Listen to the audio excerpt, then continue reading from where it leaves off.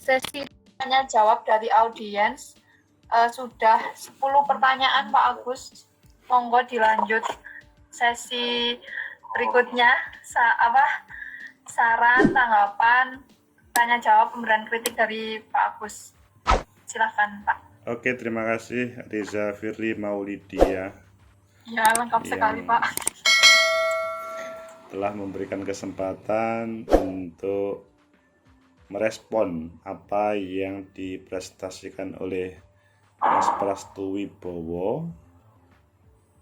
Jadi 10 dari teman-teman tadi merupakan pertanyaan yang sifatnya adalah bisa menjadi alat bantu bagi Prastu memudahkan melakukan penelitian ini.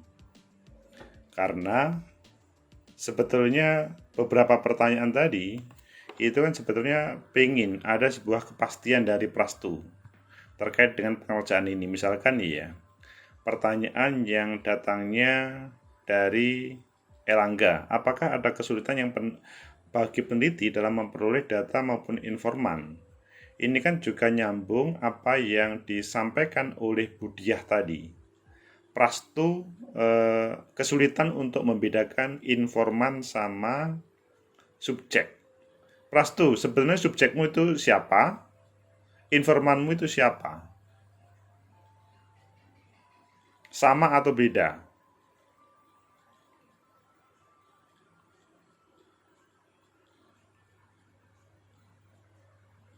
Silakan Prastu.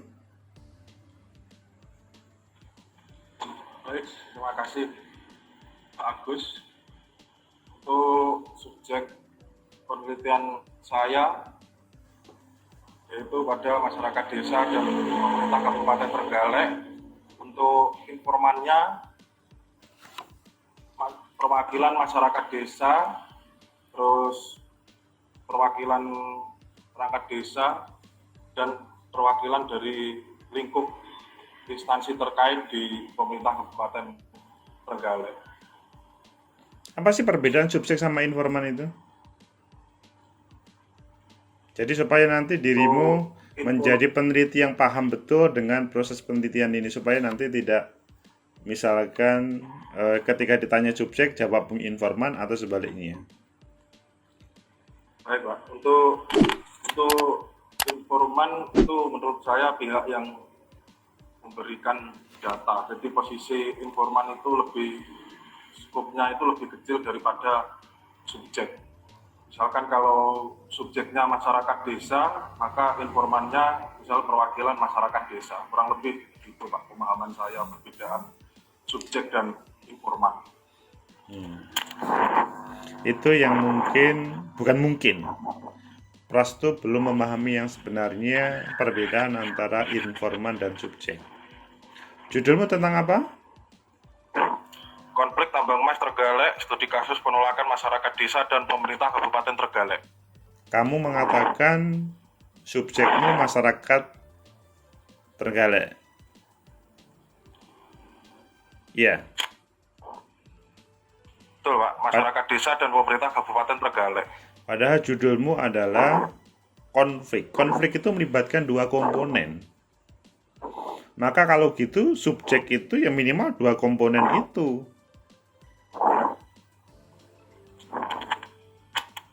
Masa dirimu meneliti pemerintah juga tapi tidak dilibatkan sebagai subjek?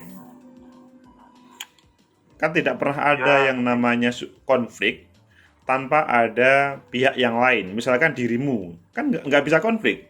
Baru dirimu sama Firly, dirimu sama Erlangga, dirimu sama Imam, itu baru namanya konflik. Kalau Prastu berdiri sendiri kan nggak ada konflik.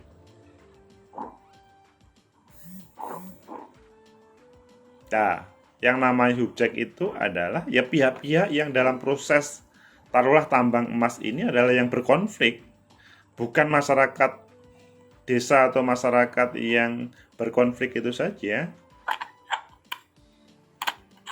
Kalau informan itu seperti apa? Tadi subjek penelitian saya dua Pak, masyarakat desa dan pemerintah Kabupaten Trenggalek. Itu kamu jawabnya Seperti tadi yang gimana? di judul. Jawabmu tadi gimana? Dua Pak. Bener? Betul Pak. Oke. Saya sebutkan 2 Pak tadi. Dibuka rekamannya nanti ya. Kamu buka rekamannya jawabanmu nanti supaya dirimu apa namanya yakin bahwa kamu tadi menjawab juga tentang pemerintah kabupaten. Saya tadi menjawab Pak tentang masyarakat desa dan pemerintah Kabupaten Trenggalek. Gitu Lah Pak. Untuk iya. subjeknya 2. Silahkan nanti dibuka rekamanmu. Apakah sudah Baik, betul menjawabnya begitu? Baik Pak. Kalau informan, Kalau informan, menurut pemahaman saya, informan itu berada di bawah subjek, Pak. Maksudnya skopnya itu, lingkupnya itu lebih kecil daripada subjek. Kalau misal subjeknya itu, permisalan subjeknya itu masyarakat desa, informannya perwakilan masyarakat desa atau pihak yang secara spesifik berkonflik menurut perwakilan masyarakat begitu Pak. Jadi skopnya informan itu lebih kecil daripada subjek atau di bawah subjek. jadi kalau begitu malah informan tidak bisa independen, bahkan dirimu tidak akan bisa menemukan sebuah hasil penelitian kalau begitu, karena dia bagian daripada subjek.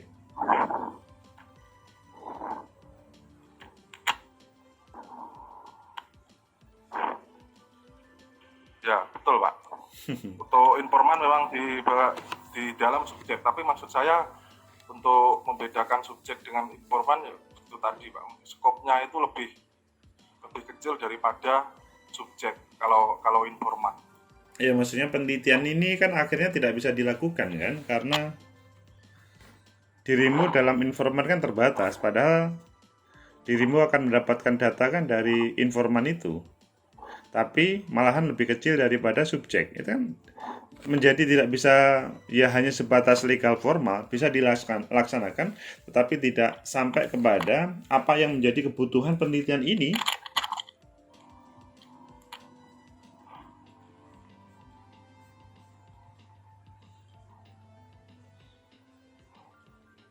Gimana? Ini kita menguji Prastu supaya bisa bersikap tegas antara subjek dan informan. Menurut saya sih tetap bisa Pak untuk diteliti. Kan subjeknya kan masyarakat desa dan pemerintah Kabupaten Trenggalek. Tadi informannya sudah saya sebutkan, informan bagian dari subjeknya sudah saya sebutkan. Menurut saya bisa Pak.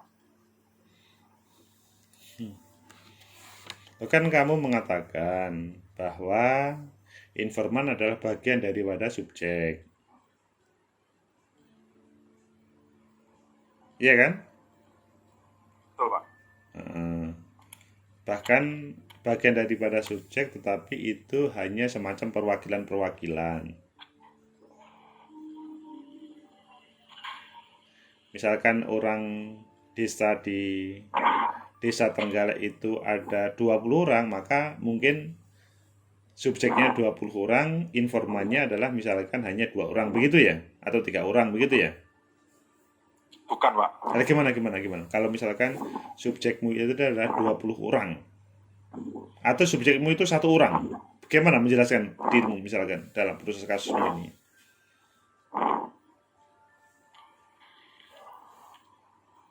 Misalkan gini Pak, saya menjelaskannya begini. Gimana? Misalkan ada subjek itu 5 orang, terus dalam misalkan yang berkonflik itu 3 orang, ya saya wawancaranya ke 3 orang terkait gitu Pak. Menurut pemahaman saya begitu Pak. Loh, kalau begitu apa Informan perbedaan bagian subjek dari sama subjek. informan? Sama saja kalau begitu.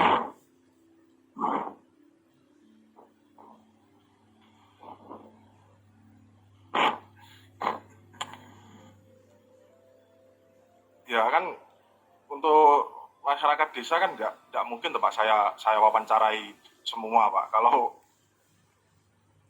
warganya itu 1.000, 2.000 kan juga susah Pak. Makanya saya tarik benang tarik ulur gitu. Lo Prastu, kalau Formatnya itu kuantitatif diambil berwakilan, meskipun Pak.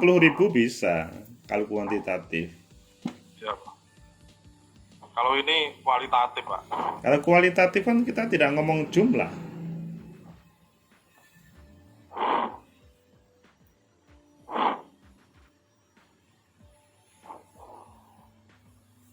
Betul, Pak.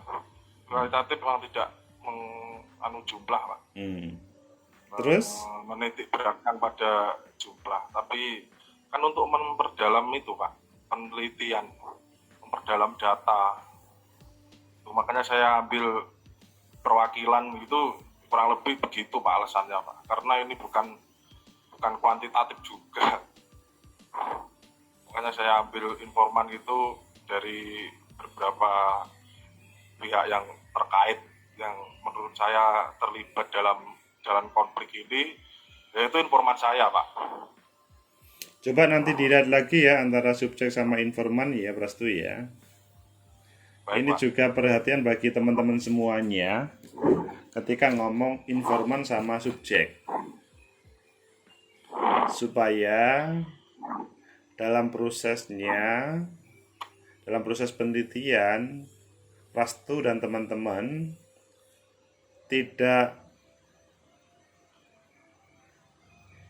terganggu oleh apa yang diucapkan tadi. Saya tadi mendengar ketika menjawab Budiah tadi, oh ini kacau ini, ketika dikritisi begitu langsung goyah.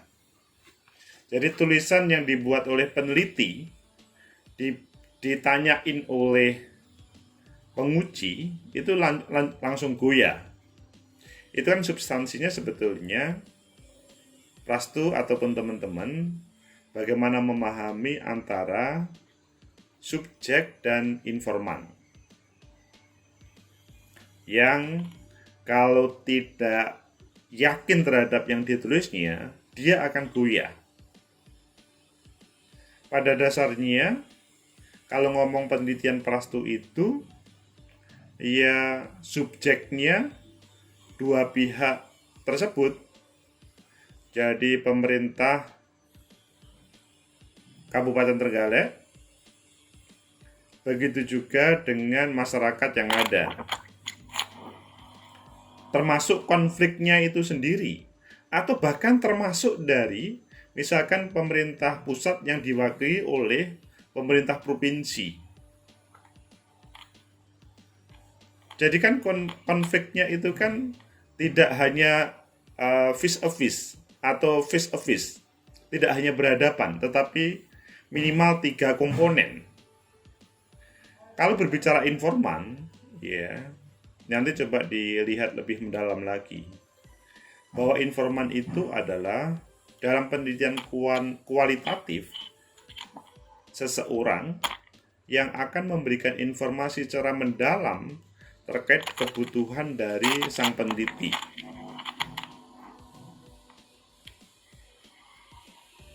Tentunya informan adalah orang yang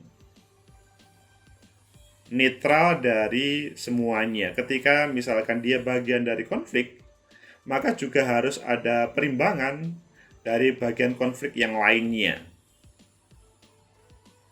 Sehingga melihat sebuah atau duduk permasalahan, duduk konflik yang sebenarnya, itu selanjutnya berimbang. Tidak cukup dari salah satu perspektif saja. Prastu dan teman-teman tidak usah bingung ketika ditanya oleh penguji atau siapapun, khususnya pembaca, ketika siapa subjek, siapa informan. Apakah informan itu bisa menjadi atau bagian dari subjek menjadi informan, ataupun sebaliknya? Coba nanti diperhatikan lagi di dalam proses teori yang pernah kalian dapatkan dahulu, supaya yakin betul. Beberapa pertanyaan dari teman-teman tadi juga terkait dengan misalkan apa yang ditanyakan oleh Hatita tadi, itu kan sangat membantu keberadaan Prastu. Ketika Hadita, mengapa saudara memilih tema konflik tambang emas di Kabupaten Trenggalek?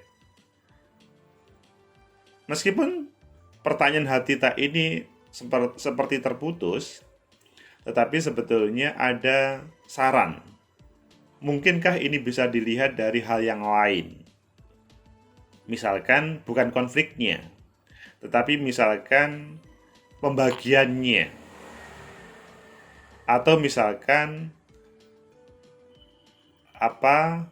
dramaturgi pemerintah kabupaten yang seakan-akan pro dengan masyarakat desa. Yang seharusnya pemerintah kabupaten sama pemerintah pusat itu sinergi, malah ini berkonflik. Apakah ini dramaturgi atau tidak?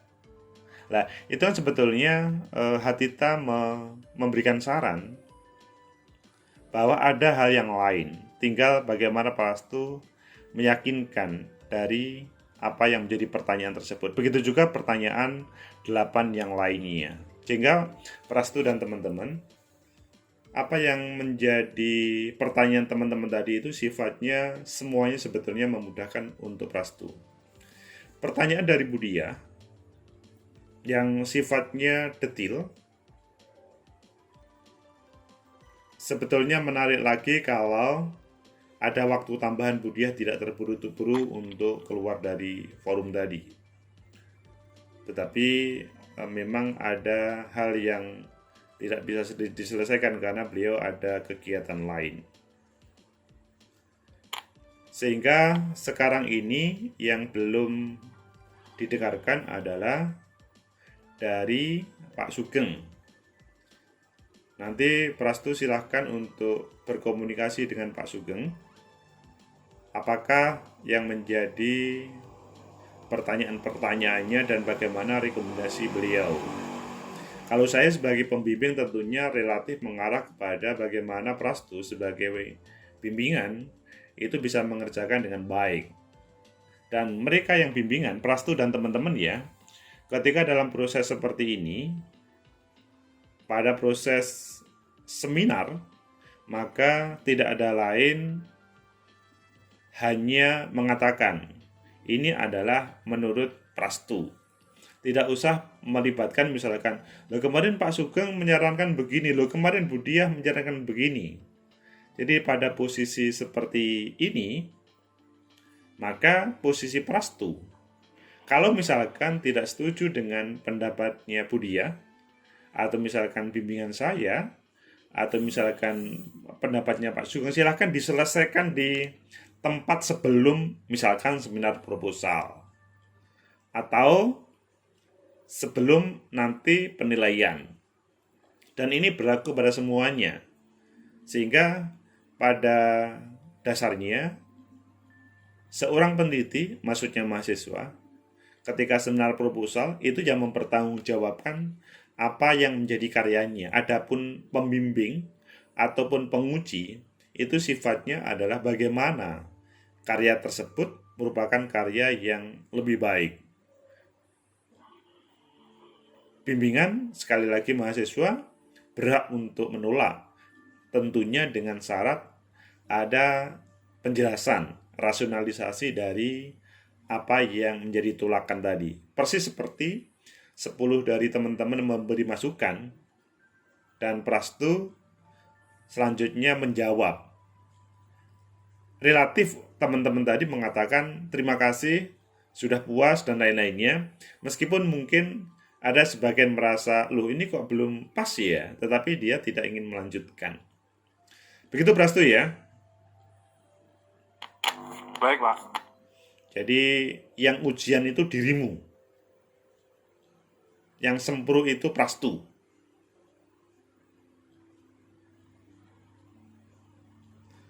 Baik, kalau begitu nanti tinggal Prastu